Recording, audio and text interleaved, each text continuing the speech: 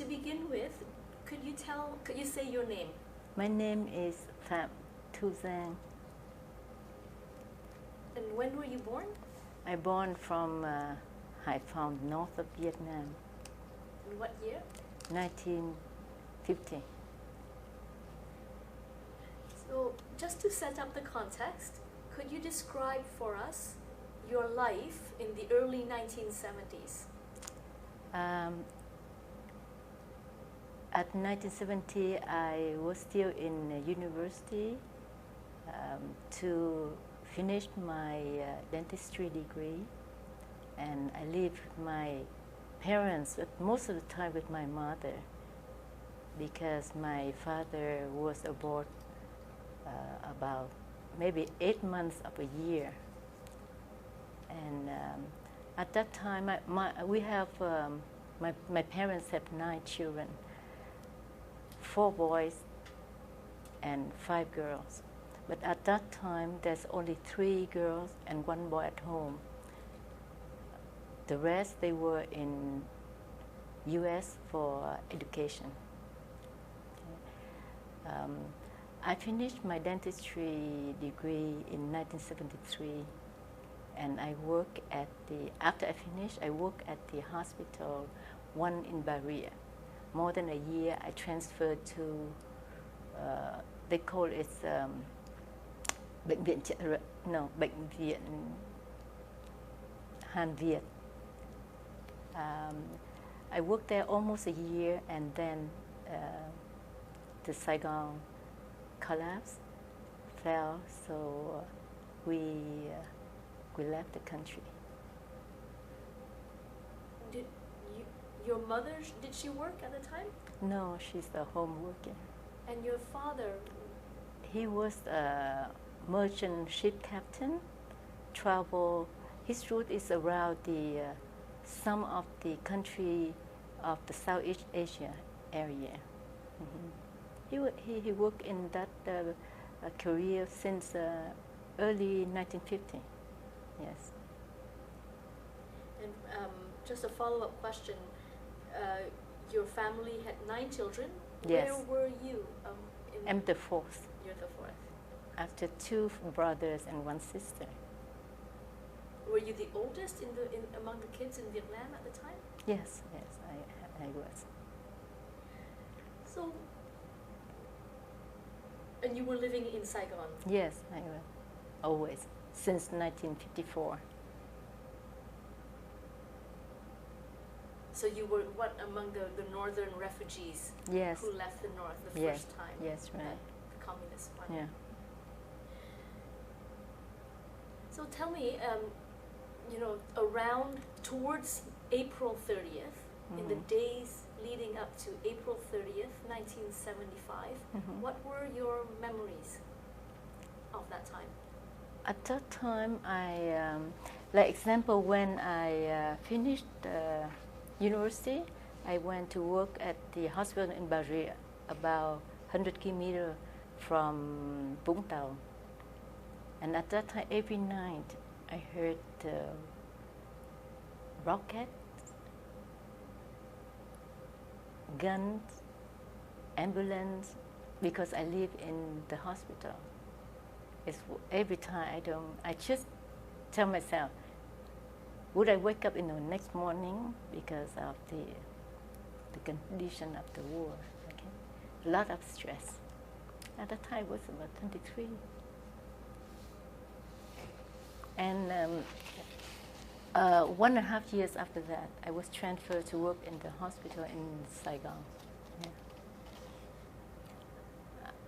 At that time, I lived with my mother. Most of the time, my father was not home with another 2 sisters and a brother. And when did you decide to leave Vietnam? My father at that time, in Vietnam, right at that time, we didn't hear about the news. But my father, he was outside of the country. He heard from international news, said Vietnam was going to fall sometime in April of 1975. And he sent my mother telegrams and letters telling her to find a way to escape and start prepare for way to escape Vietnam when necessary. So that's the time like we know that we're going to live, but we don't know how and when. So my mother has a younger brother who worked in Voice of America radio in Washington. He made the paper to sponsors. And then my mother received the official paper signed by Henry Kissinger, allow family to enter the US. But when we went to the Tân Sơn Nhất airport, an American guard refused to admit our family except my mom, because on that paper they just said my mom's name and her family. When family, she said, didn't mention any name of the member family, so they refused. We returned home. At that time, my father wasn't there because he decided to stay back, leave the country by his ship, so he could carry some of the refugees later on. The second time, we try again. On April 28th, my mother again have a cousin. He was an Air Force general. He sent his brother-in-law to my house to pick us up, take us to his home in Air Force Base in Tân Sơn Nhất. Midnight that night, the Tân Sơn Nhất was bombed and totally destroyed. So the second time, my mom insisted, my mom insisted, my father has to be with us. And the next morning, we all returned home again because the airport was bombed and destroyed by the communists. But were you there? Yes, I was there because we were picked up to my mother cousin. He was the Air Force general. They planned like if we were at his place, he can evacuate us by plane. But the plan didn't work. And you were at the air base. You spent the night at the air base, Mm-hmm. right next to the Yep. airport that was being targeted. All around us. At that night, we didn't think that we could survive. You felt trapped. Yeah, everywhere I can see the airplane just took off and was shot by the communists and exploded in the mid-air. So the next morning, that means April 29th, the whole family, relatives left the air base. That must have been a terrifying night. Yes, it's very terrifying. And then what happened next? Next, after 29, we left. We went home. Luckily, my father, he obtained the official authorization paper from the Ministry of Internal Affairs. Allow my father to take his ship. That was he asked the ship company a long time ago, as soon as he's arrived from the return his ship home, but they didn't give my father until that day. Okay, and at that time, like maybe I have to get back a little bit. On the sometime on March of 1975, after my father heard the news from the radio, international news, said that Saigon was going to fall. My father have a meeting with all the crewmen, most of them from the South and Vietnamese. they don't know, they don't have much experience from the communists. My father asked them either they should continue the shipping contract or cancel and coming back home. And my father, he was very happy when most of the people, they want to return home with their family. And then he obtained the paper to take his ship. His company is really good. They provided the ship with usual provision, 180 tons of fresh water, 10 tons of rice, and fuel. The only thing he needed is to find the transportation to take to the Saigon harbor where the ship was anchored. Can I go back and ask you a few questions? So, he needed to transport this supply? The company, the ship company. Usually when the ship back to Saigon, they fix, repair, tune up the machine, everything, and give the provision like water, food, fuel. Yeah. So they know that something happened, but they still give us that. So that means very good company, right? But very good. Sorry, and what did he need to transport himself to Saigon? That's with family, because when we left Tanzania Air Base the day before, a lot of relatives with us too. And when we got back home, so my father had to talk to them, now find a way to transport everyone at once, not one by one, at once to the. So my neighbor, he was in army too.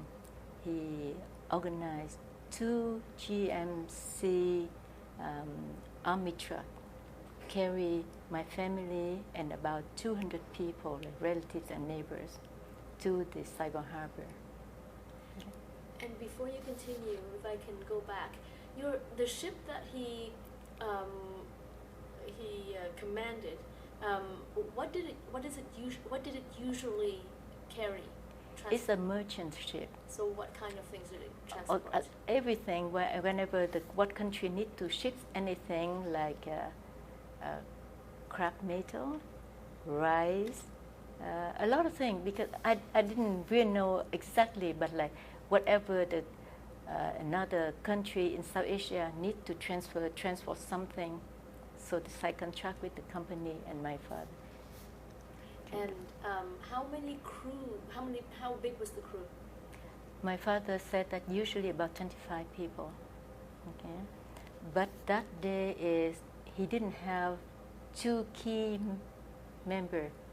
Beside my father is the mechanic officer and the telecommunication officer, because they could not go with us on that trip.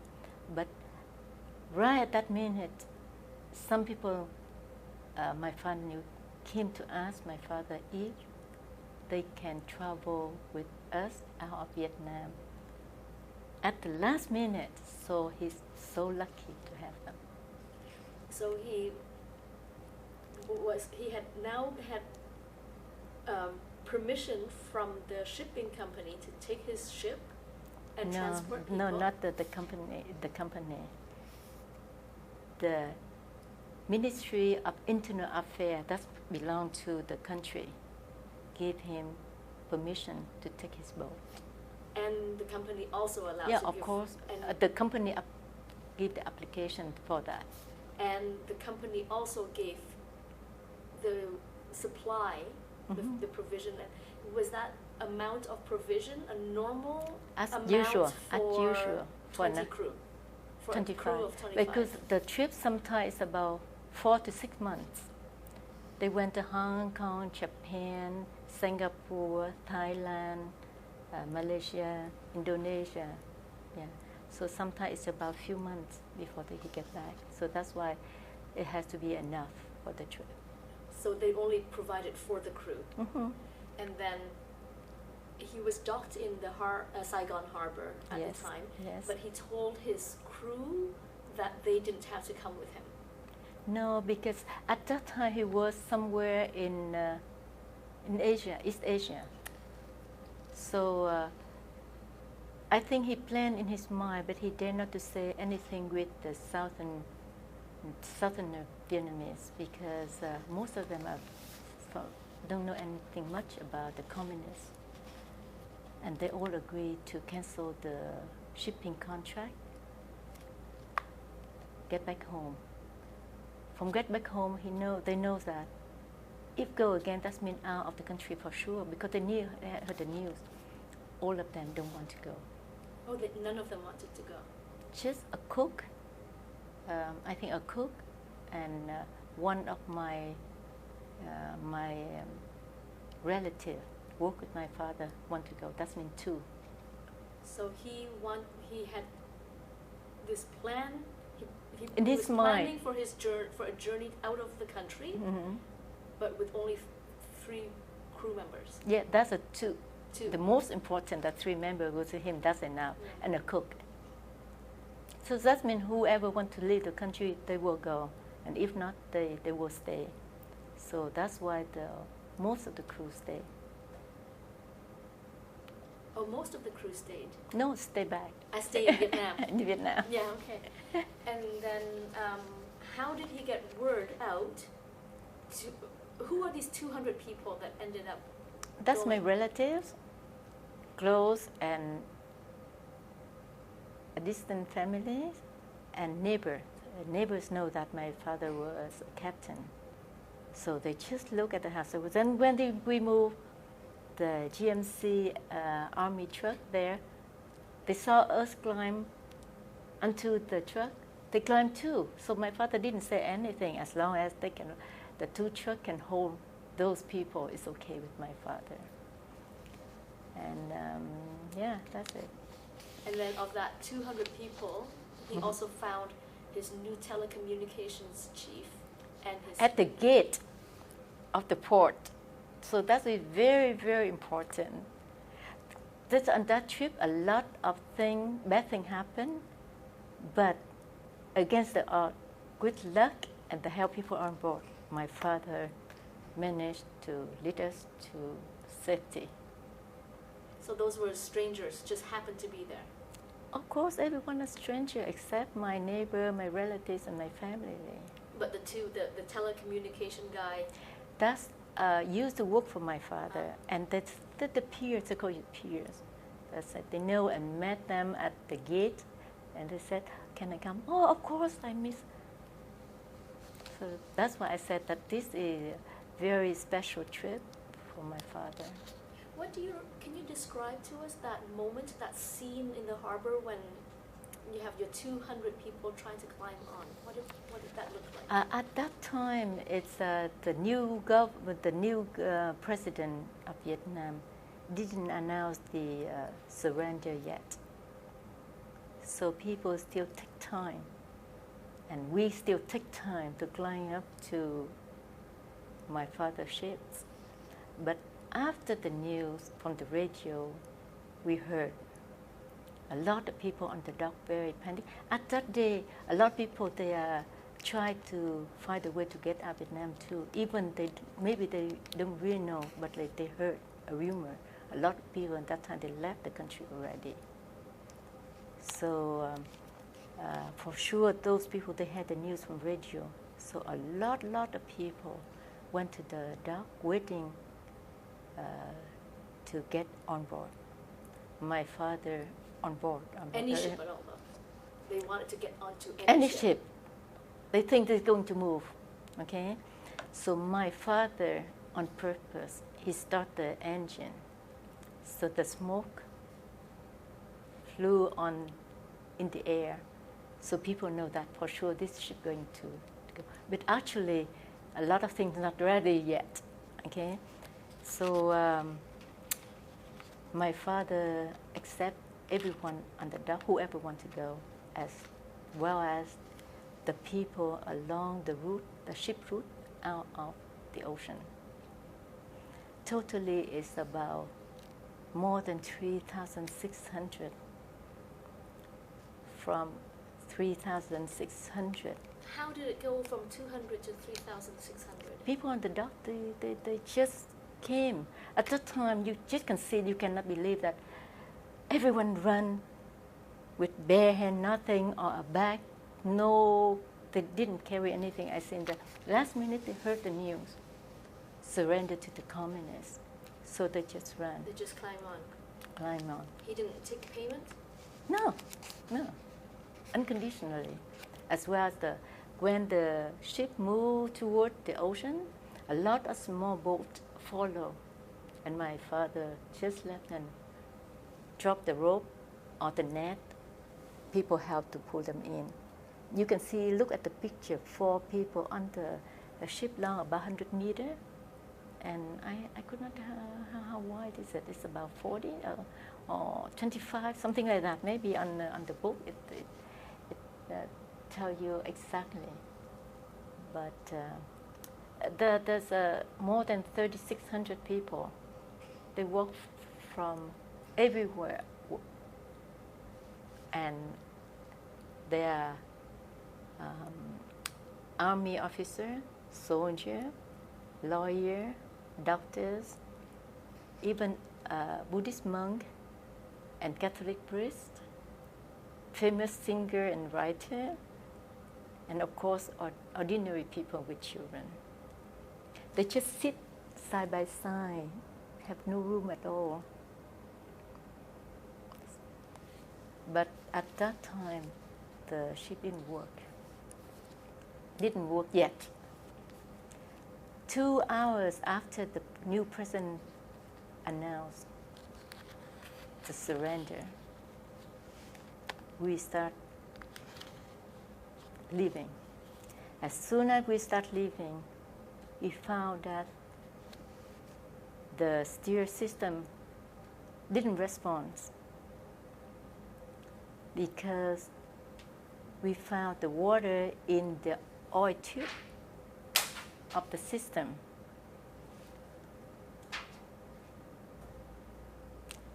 So my father asked after mechanic man, if he can change the oil. He said no, he didn't have time, but he going to use the emergency backup system.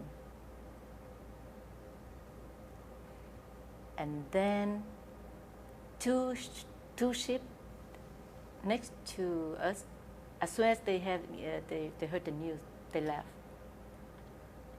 On the way to the Vũng Tàu, they were ambushed by the communists. People were killed.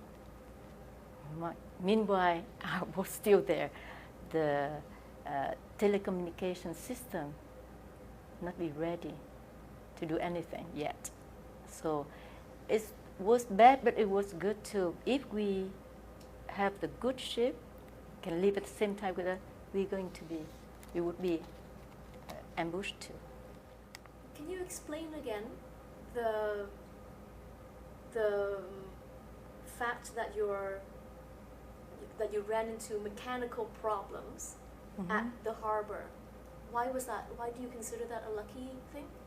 Because if we have a good condition, we will left as soon as the announcement from the new president. And we went with another 2 ships docked to that. If the 2 was ambushed by the communists, for sure our ship will be ambushed too. Another 2 left before us. They didn't get the people want to run away from the communists. Just my father's ship got the people. So that's why so crowded people on the car. If they ambush, the damage will be huge. What were they carrying? Who were they carrying? Those 2 ships that went? Just the people they know, I think. Because you can see like not so many people on the ship, and they didn't dock next to the sign. They dock a little bit further. No one can climb, no one can pass. And now my father put the bridge for the people to walk in, because he had very bad experience from the communists. So that's why he knows that special people from North going for sure they're going to want to live. So he made his into a refugee ship, but not all the ships leaving were refugee ships at the time. I think so. Mm-hmm. And what kind of mechanical problems were there? First of all, because it just returned from the long trip, usually after that they always have to repair, to fix, to change a new part or something like that. So, and special on the 28, 29, not a crewman then that took out the ship. So that's why there's sabotage on the ship, and my father didn't know until start leaving. And it was a problem with the engine? No, first of all, he found that the engine can start. The steering system, very important when you move the ship, didn't respond because they found the water in the oil tube. So that's why could not use the steering system. And the ship has to, and the mechanic man have to use the emergency backup system, the first one. About 12:30, my father ordered the ship to leave. We know the problem with the steering system, but we have no choice because then we know that the communists, they entered the Zingdablab, is that? The Independence Building. Independence Building, very close, about a kilometer from the ship. He has no choice. He have continued to and he depend on the mechanic officer. And after they found the water in the oil tube, they used the emergency backup system, and then because look at that time, because if you turn like that, it's very difficult. At that time, the high tide, the water raised, and direction of the wind, both of combined together, pushed the ship away from the dock and turn around 180 degrees toward the ocean. That's the first luck we had. The first bad sign, but we got the first luck. And the ship could slowly move around the river towards the Vũng Tàu. And suddenly the engine stopped. The ship got stuck on the river bank. Yes, river bank.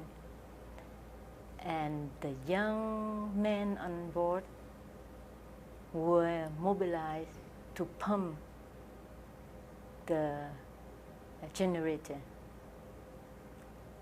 Luckily, at that time, there's a tugboat passed by. We negotiate, they agreed to tow us. But the towboat struggled because the ship is too big for the towboats. But at the end, still we succeed at the end. After few times, the tow cable gets snapped. One of the cable caused the very severe eye damage for one person on board. And with tide again and towboat, the ship was continued to move forward to the ocean with steady speed. And at that time, slowly from the noon until dark, it's still on the river. And suddenly, middle of the night, there's a big noise, broke the silence, because the tugboat entered the area where the fishermen laid the fishing net. The net wrapped around the ship, the towboat, and propeller. So the group of people on the ship sent to the tugboat used the only hand saw to cut the string to finally they can freeze the tugboat and the propeller work again. As soon as they finished, the hand saw broken. They went into the tugboat. They jumped off, like they. Because when it's like that, the boat still keep on moving, and they jump. In that boat, a lot of soldiers and officers. They are very strong men, fast, quick. They can do a lot of things to help the ship. They jumped into the tugboat. Did they have to go under the water to? I don't know free what the nets of the propeller? how they did it. Maybe in my father's book, maybe someone told him. Maybe he wrote down, but like I just know that people on the boat jumped down.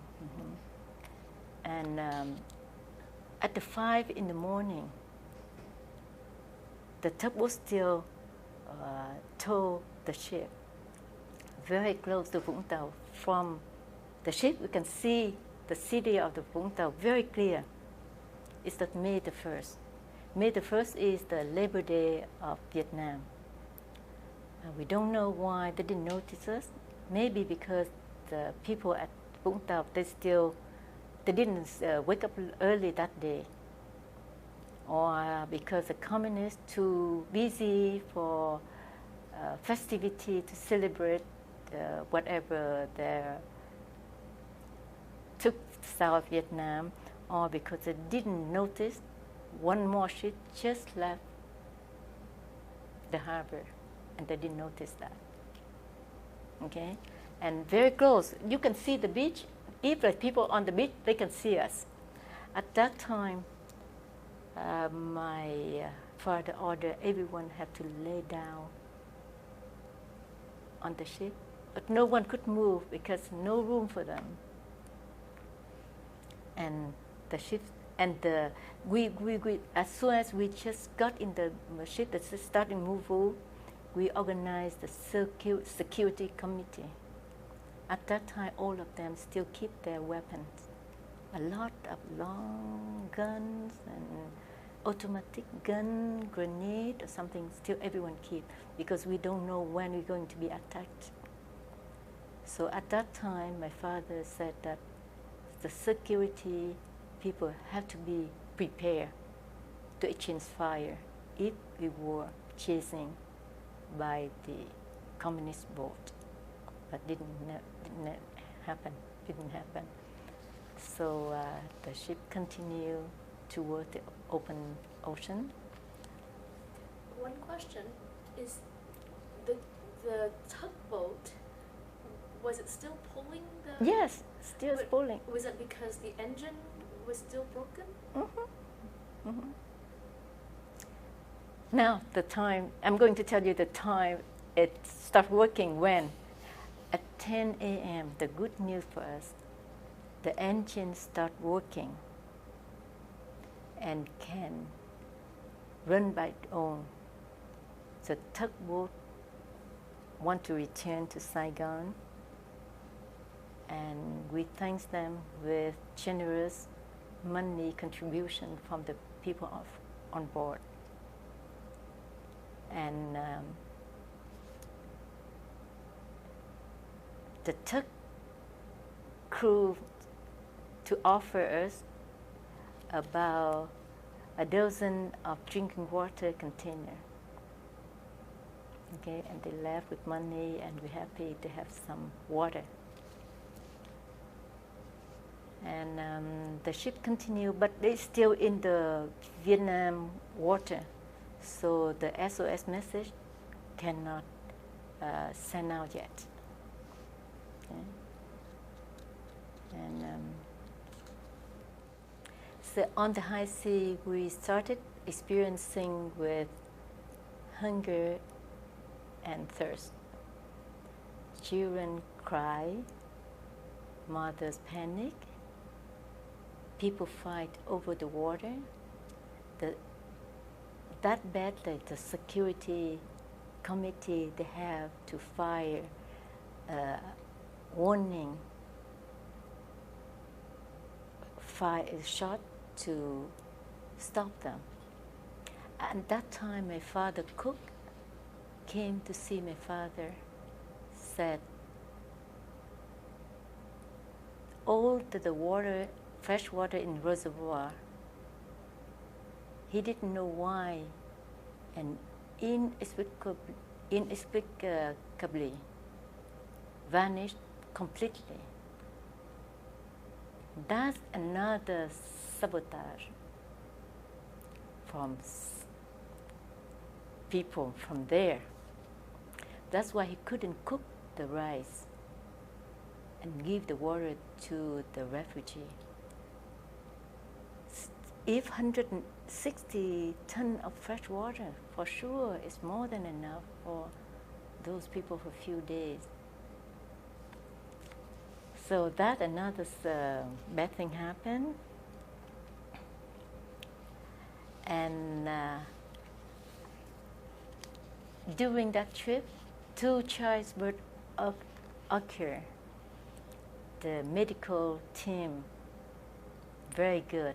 Mothers and babies were safe. 2 suicides happened on the deck, caused chaos and panic for people. And there was a report to my father. 1 man fell overboard for unknown reason. And my father decided to return the ship to look for the victim. At that time, a lot of refugees on board, they were not very happy about that decision. But my father thought it's important. At that time, he just figured like the ship away from the man about 5 nautical miles, about 10 kilometers on road. And he said it's important to save that victim if possible. And he thought even he just one of the people among almost 4,000 people, that's what he's responsible for.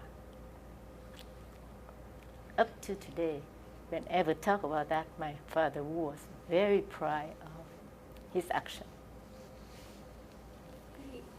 A man fell overboard? And finally, not yet, finally, he found him and saved him. He fell overboard? For unknown reason. For unknown reason, but how, like, was he able to keep afloat? Of course. That's why about 5 miles away from, about 10 kilometers away, he turned around half an hour later. He still saw the man naked. He took off all of his clothes because he must be a very good swimmer. And my brother was with me, and he was holding the binocular, look in front. And my father said, when you found anyone, or that him, you have to look up to find the ground, so you can make the, how you say it, the relation with the ground where he is. So my brother found him and give my father a binocular, and then he was saved, and we found and saved him. It is pretty near impossible to see one man floating in the ocean. He was swimming. He was swimming at that time. I think my father and one of the person on board, they video at that time. It's camera. What do you call it? It's some big camera. Camera. I don't know. At that time, it's probably Super 8. Sometimes they call it Super 8, yeah. And they have it naked. And when we found him, we threw the saving life the lifesaver. Lifesaver, yeah, and pull it up. So he didn't even have anything to hang on to all that time. He was just swimming. No, he just swam. But I think swim just, and he didn't even know that the ship will return. Can you imagine that? So that's why my father I think he made a very good, right decision. And he told that thing, he said that there's a formula how to turn the ship around to exactly where it was before. There's a formula. It was created by the Russian captain, something like that. He learned it from school in early 1950. He never used it. He said he didn't know how come that time. He just remember so clear about that formula. And he calculate, return it, and he said he has to do it quick in 1 hour. If not, after that, the sunset, the ocean very dark, we cannot see anything. Found him the right time. He was saved. And the people, their opinion of him changed. Yes. Since then, they are very. They can see that one single life is worth it to save, so they listen to the order, whatever the people on committee to keep the peace. The peace, and we have a curfew at night. When it's dark, no one allowed to move. Whatever you want to do, you just sit there until we see the light in the morning. So that's why people pretty good too. They were pretty good. They obey almost 100%. They just sit there. Yeah, that's very good. They were really good. They had to surrender their arms. Yes, when we got out of the Vietnam water to international water, my father ordered all of the weapons, small, short, handgun, grenade, whatever, collect them all. So there are a lot of soldiers and army officers. They collect and they check everywhere. They took a lot of weapons. My father had a room. I don't know what they put. He put them all in that, and they locked them all. Before that, he didn't want to collect it because just in case we have to fight the communists to follow us. And then what happened next?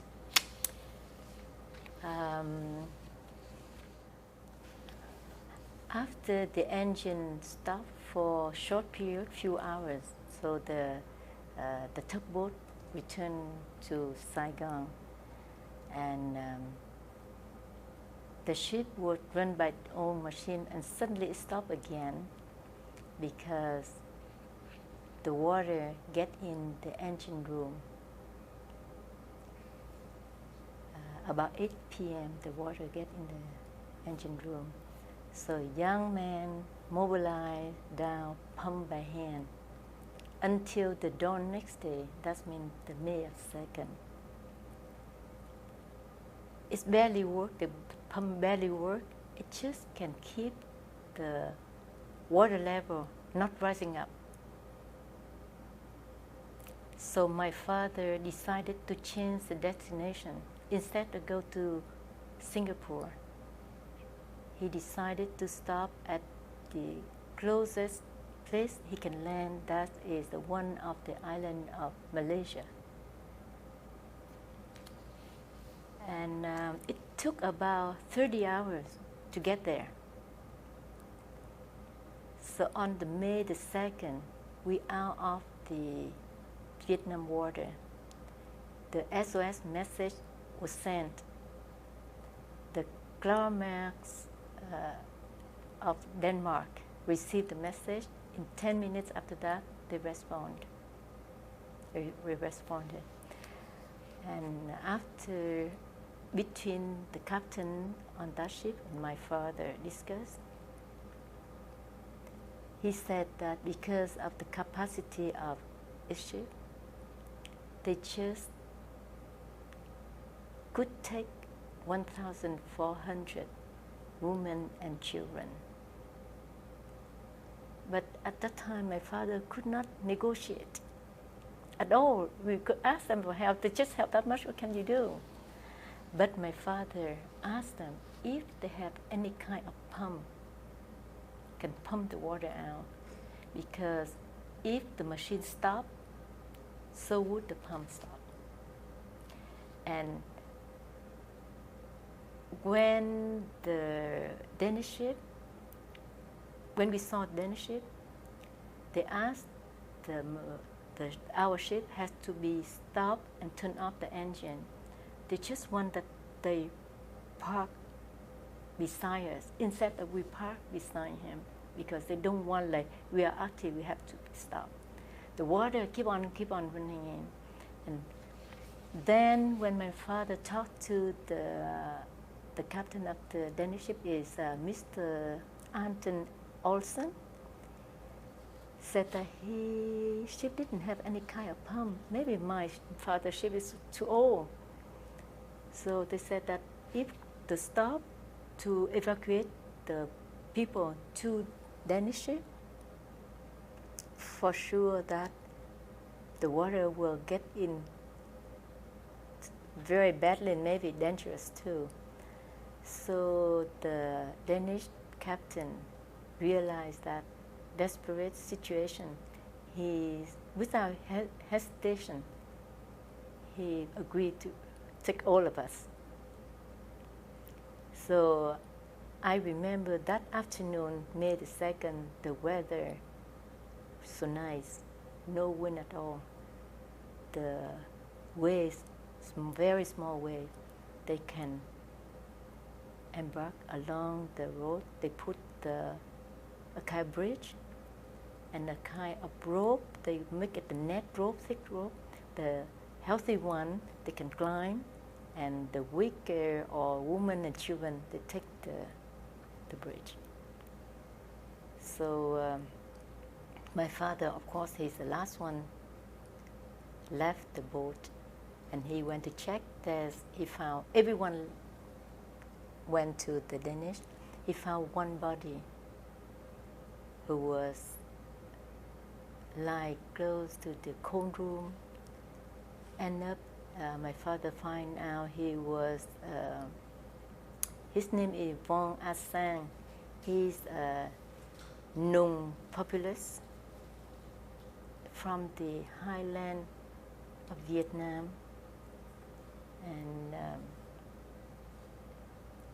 he died, I think, maybe because of he's old.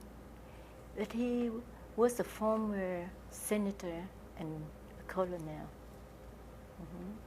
So everyone left went to the Danish boat. He's the only one, the body, only one stayed there. And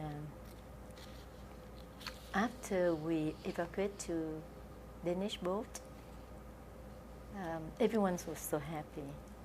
And we were lucky, like that group of people, they are very, very nice and polite. They don't cause any problem at all.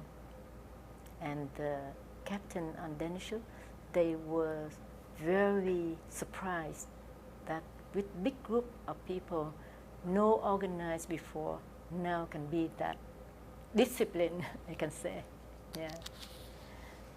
And I knew something like on the way the Danish boat go to Hong Kong, why the Hong Kong accepted us. On the day the Danish boat sent the message to everywhere, asked for permit to land. At that day, Queen Elizabeth, she was on airplane, come to visit Hong Kong, and they received that message. She's agreed to take all of us to Hong Kong. And I remember on the way close to Hong Kong, there's a, I don't know how you call it, the big boat, army boat from ship from the Britain. They escort us to the Hong Kong on around 6 p.m. of May 4.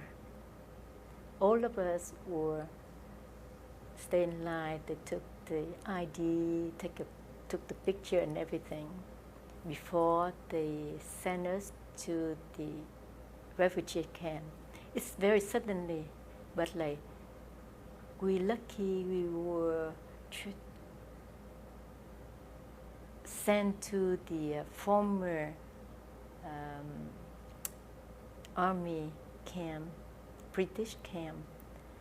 There they have enough basic facility for us with the food.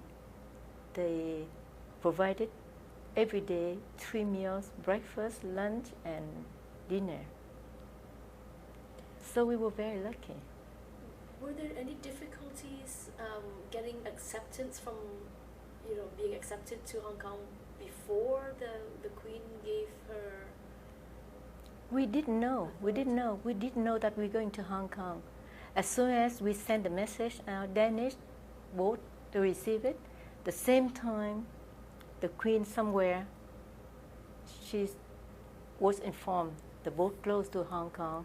She gave us permission to land to Hong Kong. And we were 3 refugee camp. I was at Dockwell, one of the biggest refugee camp. And we have Elvis Phương, Lam Phương, Đăng Lan, a lot of good singer. They entertain us about a few times, very often, I can say very often. And they were among the refugees? Yeah, on the ship. So that's why we didn't know who went until we went to the to refugee camp. So, but I didn't stay long at the camp, just 4 weeks only. How long? Just 4 weeks. 4 weeks. Yeah, because I have a cousin, but I consider she is my best friend since we were in grade 6, and we always kept in touch with each other. When she finished high school, she went to Canada for school. We still kept in touch. When she heard about the condition of Vietnam, she went to Canada Immigration to make the sponsorship paper to sponsor all of us.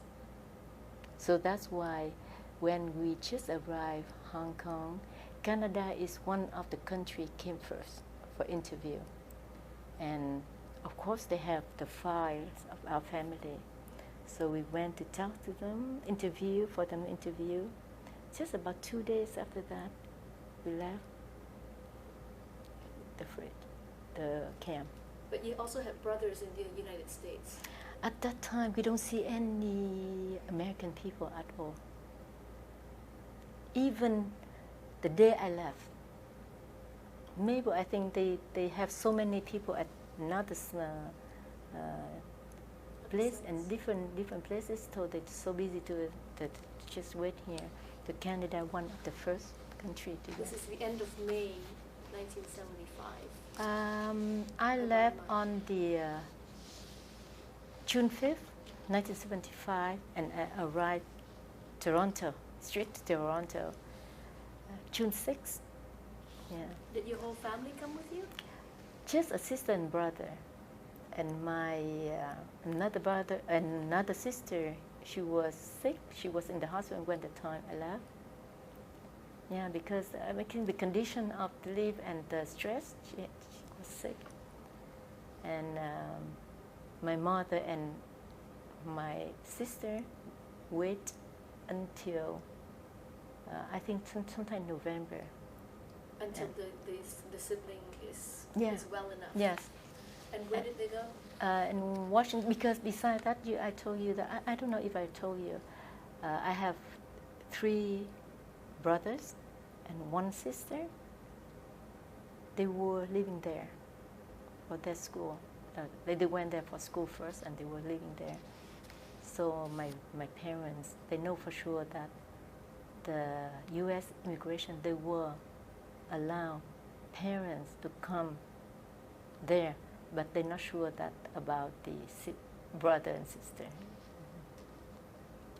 Yeah, so I think my parents and my sister went there sometime in November. Yeah, they had to stay about 6 months in the camp. 6 months in the camp before they were allowed to go to the United States. Yeah, of November because we arrived in May, right? And they left in November, about 6 months. Was it difficult for your family to split apart? No, at that time we own enough. Like we can work, we can have family. But at that time we have family, but young without kids. My brother single, another sister, she's got married too, but like no kids at all. So it's very easy for my parents. They feel comfortable if let their daughters go without them. And you were also married? Mm-hmm. And so what was your first impression of Canada? The first time I got here was so different from Vietnam. It's, first of all, very clean city, fresh air, a lot of green because it was June. Middle of spring. Green everywhere, flowers, highway with very fast vehicle. In Vietnam, we just drive about 40 kilometers per hour. Highway is 90, 100, 120, very fast.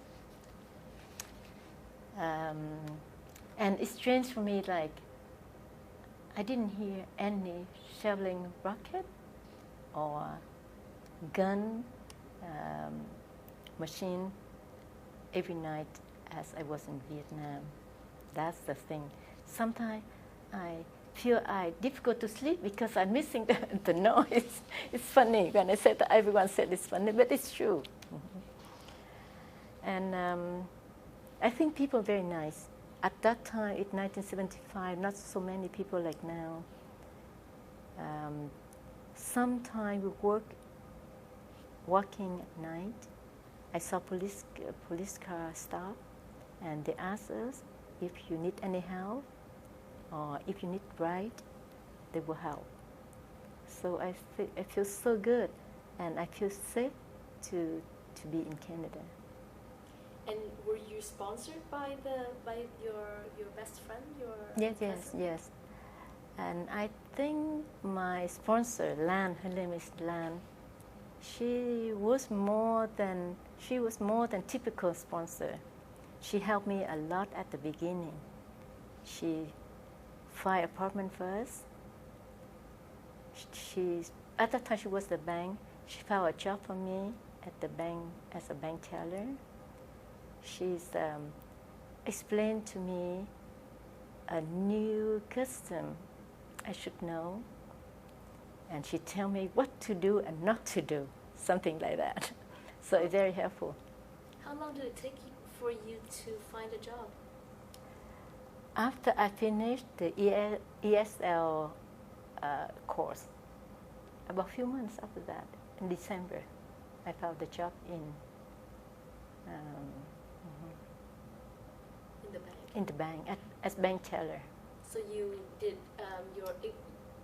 you did your language training for the first 5 or 6 months? No, 3 months. 3 months. Because when they came in, you test what level you are. Because I have pretty good basic knowledge of English, so that's why I have a fast progress in ESL course. And the conversation in Vietnam, we just read and write, not conversation. And with ESL course, make me feel more comfortable to apply to work at the bank. So what did you find helpful? What helped you in your integration experience? The support by Canada government is very good for refugees. They loan us money for our flight to Canada. The initial financial support for assistance for boarding and food about a month before we found a job. My husband, my ex-husband, found a job. I found a job at the end of the year, but my husband found a job. So that's good. And my sister, my brother and I, we share 3-bedroom apartment. We share food, so our expense were minimal. Okay. And with the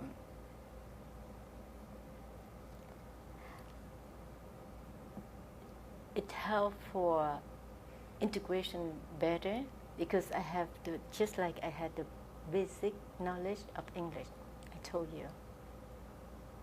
The third one is my university diploma in dentistry in Vietnam was recognized by Canada.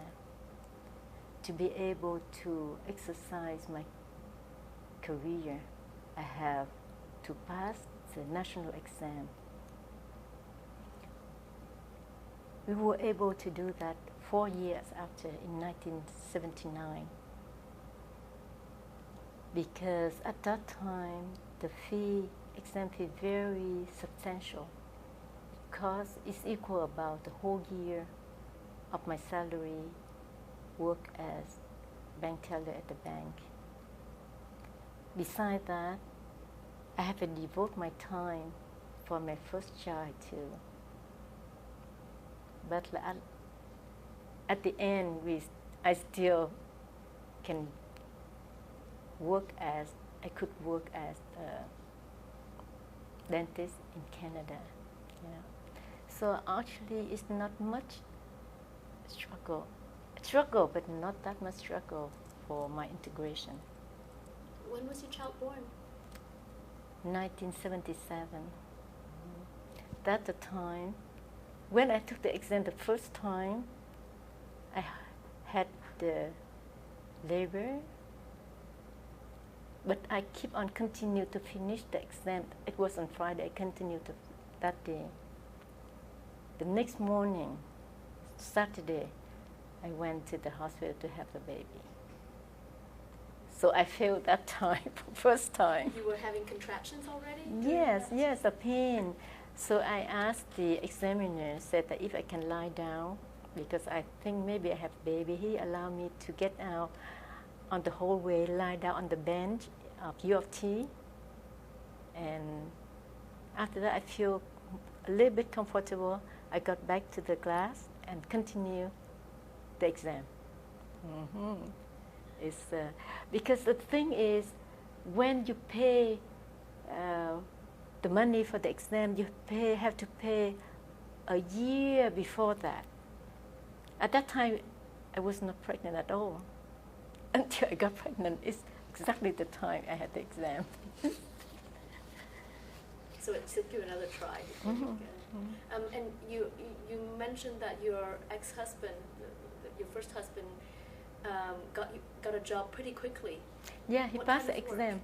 He's the same class. He was classmates with me in university. He was a dentist too. He fluently in English and fluently in French. And so it's easy for. And in Vietnam that year, we took the program of U.S. dentistry. So it's easier for us to take exam over here.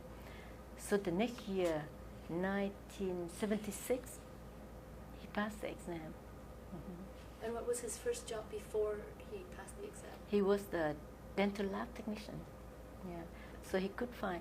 We both went to the lab, but the owner just looked and said, "You lady, you go home." I just said, "The man, now I can complain at the races."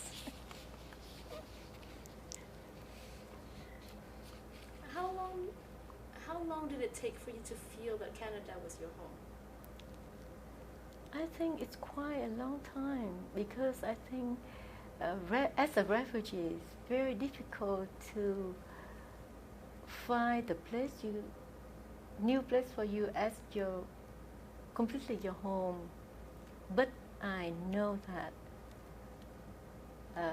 the first time I got back to Vietnam in 1999. At that trip, I miss so much Canada. So I know Canada is my home now. That's the time. And what were some of the obstacles that you encountered as you were settling in? Actually, I don't have much that struggle. I just had to work hard. A kind of perseverance. Yeah. I think if you work full time, have a baby, saving the money, it's difficult too. But persevere. And so 40 years later now, what are your thoughts about the life that you and your family have made in Canada? Okay. It is a blessing. When I came to Canada, I lost everything. I have nothing. But now I can consider myself a middle class of Canada. My children receive good education. I have adorable grandchildren. I'm able to travel now. And I found that home is very sweet when we come back. One more thing is I'm Buddhist. I believe I have a good karma to be in Canada.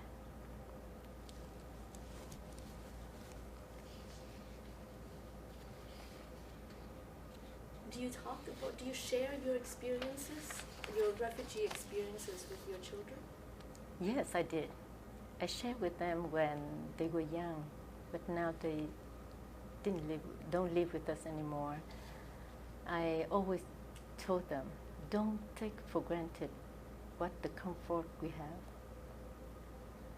Don't be wasteful, because I've been through in Vietnam before, everything very difficult to live with material like food, education, very difficult, so don't take advantage for that. And I came from the big family, and I have a lot of relatives in Canada and in US. Every 2 years, my parents and my relatives take turn to have reunion family. It's about 100 people and many generations. So my children, they get in touch with their cousin. For sure, they know the roots. What do you think the next generation, and Canadians, the next generation of Canadians as well, can learn from your experience as a refugee?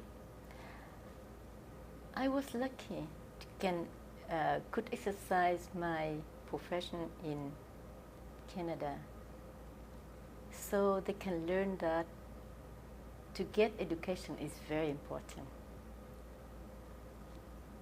and it's not easy for me to get what I had, because with a baby, working full time, have enough time to study, to save enough money, it's difficult. But I persevere, work hard.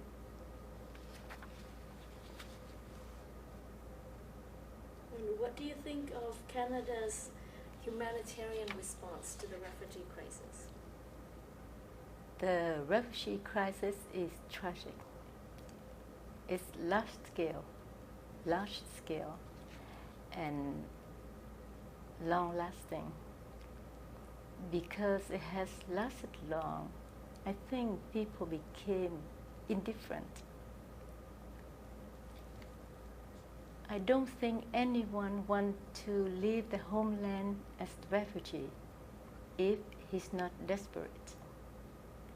The refugee people, they suffer at the refugee camp now. I feel sorry for them.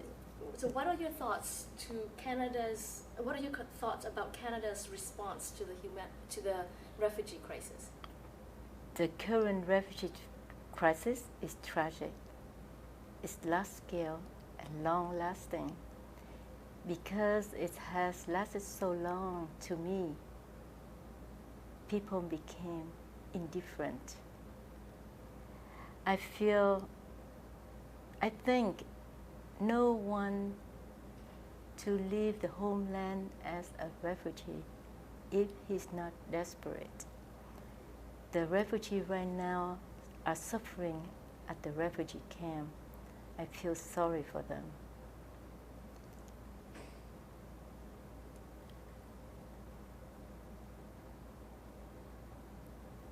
Canada has been very generous to the refugee. I can say that I applaud Canada for new policy on accepting the new refugee from Middle East and South America. I think if we can accept more, but I know our limit.